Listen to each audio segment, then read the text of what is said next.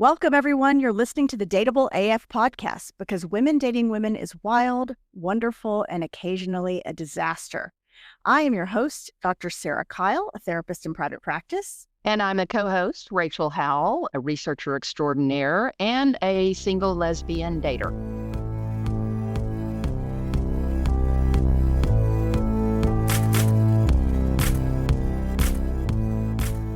Welcome, everyone, to the Afterparty for episode 8, which was Exes, Besties, and Blurred Lines, where we talked about the concept of being friends with your ex. We actually got a lot of cool questions and comments about this episode, and we're excited to dive in just a little bit deeper to that. What you got, Rachel? What do I have? Well, it is an interesting, the biggest question we got was that they wanted us to dive a little deeper into it, especially related to how you know when somebody is worth it and when you know that it is valuable enough to try to make the effort. And there are a couple of things that come into play there. One is we talked about time as one of the main cornerstones of just giving it enough time so that you know whether or not that's the case. And then the other one that I think is interesting to explore is this idea of how you put something together that you probably broke apart in a pretty negative way.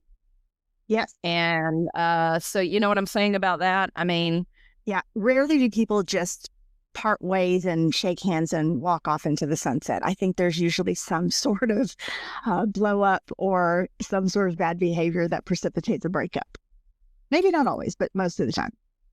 Most likely, if it was a significant relationship. And I was visiting with a friend about this, and we had this discussion about breaking some value systems that are in place, and that breaks a lot of trust. And I think that in most cases, it is likely that both people have broken some values and probably some levels of trust when you're in a breakup.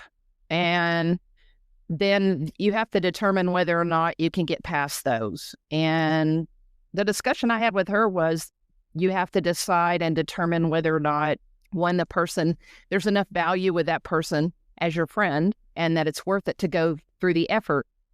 The other piece of this is, we've talked a little bit about forgiveness, Sarah. I think that's just really important. Yes, for sure. And thinking about the value systems, we've discussed this in other episodes, that sometimes good people behave badly and it's somebody who's a good person and they genuinely just made a mistake and did something that they later regretted. And then sometimes not so great people can put on a show and behave okay. And I think if it's a good person who just had an incident or instances of behaving badly, that is someone worth considering forgiving. But if it's someone who's genuinely just not a good person and maybe they duped you for a little while into thinking they were okay, that's a different story. Yeah, I think that's accurate. And there's this other thing that's hard on this topic, I think, and that is whether or not the mistakes that you make are those ones that you've made over and over and over again.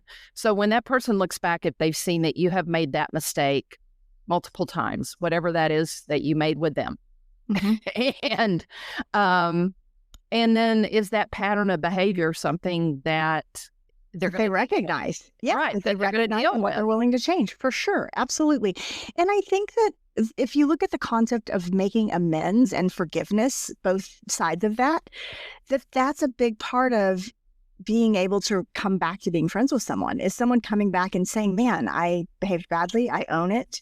And the other person saying, I forgive you. And I think that has to be in place in some way in order to, you don't want to just sweep that under the rug and not talk about it.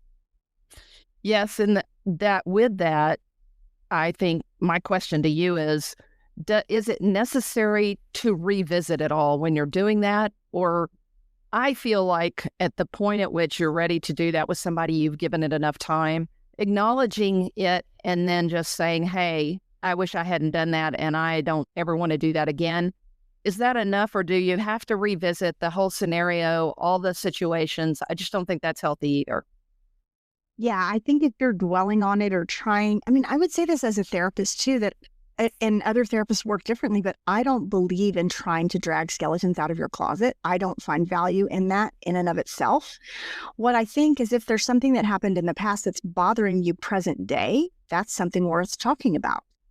And if the situation with your ex is still bothering you today, then sure, bring it up and talk about it. But I definitely don't think you want to punish that person by bringing up the behavior, or punish yourself if you're the person who behaved badly. To me, there's no value in that at all. But being able to come clean and own it and move forward, I think, is a super important part of the process.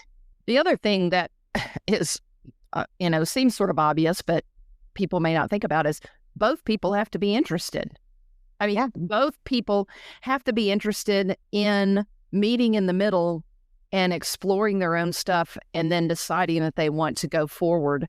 You can't, I just don't think it will ever work if you have somebody on one side of the equation that has done the work and then they're wanting to try to preserve what they can in the relationship. The other person just comes in with absolutely no insight and really assuming that maybe they just didn't do anything. Yeah. Do you have a sense is that more often the person who behaved badly that wants the friendship, or the person who behaved badly that does not want the friendship? That's a good question. That is a good question. I don't know. I don't know, because I think from my standpoint, just again, my personal business on this is just that I think I have looked at it from what in the hell was I doing when I was behaving badly in patterns, and then to me, it didn't have anything to do with anybody else, and I just had to go in there and get up in that business for myself. Yeah, for sure. Yeah. And so, I mean, I'm thinking in particular that there is one person that I had a pretty long-term relationship with that has zero interest in having any communication with me. And she's really the only person that I've dated that I have that situation with. And it wasn't that one of us behaved particularly badly. It was just that I decided to end the relationship. And so that is an interesting thing for me, because I would be open to it. And I've reached out to her in various ways. Like a friend of hers passed away, and I reached out to say I was sorry about that, or, things like that. There have been a few things over the years that I have, pinged her about a little bit, and she has given me zero response. And I've known through other people that she just doesn't have any interest in that. And that's okay. I don't fault her for that, but I wonder, because she's the one that got broken up with, if it's more likely that she doesn't want to have an ongoing relationship. But two things come to mind about that. One is she hasn't ever done it before, and so she just hasn't ever had to work through something to get to something else via having had a relationship. So I wonder if historically she's walked away, either she's walked away or the other person's walked away, and then they just walk away, and that's it. And if that person knows in their heart that they actually just can't put you in that friendship place, I mean, maybe she just knows that. It seems more like she hates me, so she doesn't want to be. Well, I know Monique, and she hates me too. So you're not alone. So I think we're all in the same boat here. I see a pattern Here. Somebody might be a bridge burner. I think that might be accurate. Nothing dreadful new. I don't know. Maybe Monique is secretly listening to our podcast. Right. Exactly. I mean, I do think that there are sometimes some people look at situations and just go, no, there's not enough there for me to go back to. There's not enough of something else that I want from that, and so I don't want to do any of that. And that's okay too. For sure. Yes. Yep. So anything that you would advise people who are maybe looking back at some of their past relationships and saying, well, I thought I couldn't be friends with this person, but maybe it's something worth revisiting. What would you advise them to do or think about? I think I would advise them to just really think about how they feel about the value, and then the way, if they want to approach, do it without. So you can't control what the other person's going to do or how they're going to react. And so I think you just have to decide how you're going to deal with it and then be okay with that. Yeah.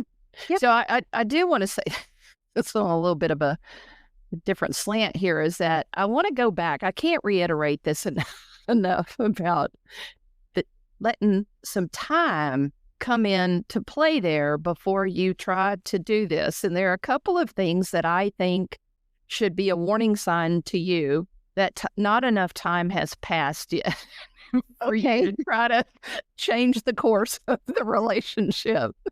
One, if it was really just like a month ago or something, that's probably a little too soon. But if you are perseverating, if you are just on that hamster wheel, thinking about what happened, when it happened, what you did, then what they did, and then the next thing you did, and then the timeline, and if you're going back on your phone and you're scrolling to see when you had this conversation and that's bad news. No, it's not time. I think that's just a good thing to tell you, no, you're not ready, because you're still trying to understand what happened.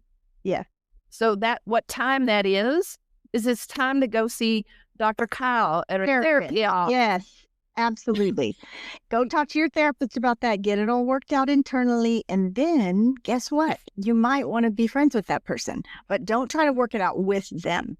And I do think there's such a temptation of like, we didn't get closure. People say that all the time. It's like, girl, you are not going to get closure by going back and seeing this person one more time.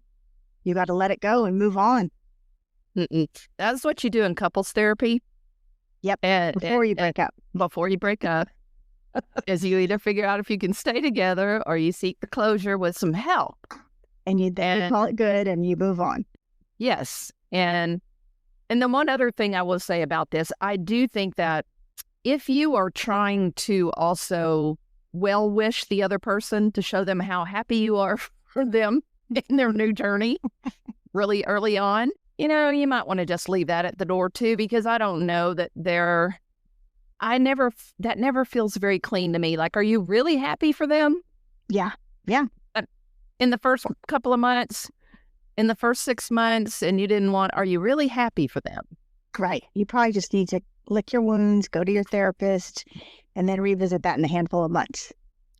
Let their friends congratulate them and whatever their new life is. And a U-Haul that just pulled up in front of their house. That's right. Maybe you could send their new person a thank you note for taking for taking them off your hands. Or a condolences card. Either one. I love it. My friend Deb coined this term called congratudolences. It's when something's like sort of happy and sort of sad. So that's maybe an appropriate card to send. I think that's a perfect card. She should make some. I think they would sell. I do feel like there are numerous situations in which that term is appropriate, and somebody else dating your ex might be one of those. Like, congratulations on your new relationship. You're going to be calling me in a few years. Yes. Well, as always, we thank you for sending in your thoughts and your comments and your questions to us. Please keep them coming. We're going to keep doing these little after party episodes as long as we get your comments.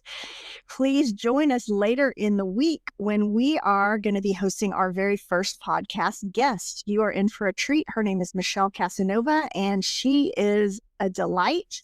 So please join us Thursday morning for that. But meanwhile, thank you for listening to the Dateable AF podcast, where we help you find your happy ending. And remember, be bold, be kind, and for the love of queer dating, don't text your ex, and stay dateable AF.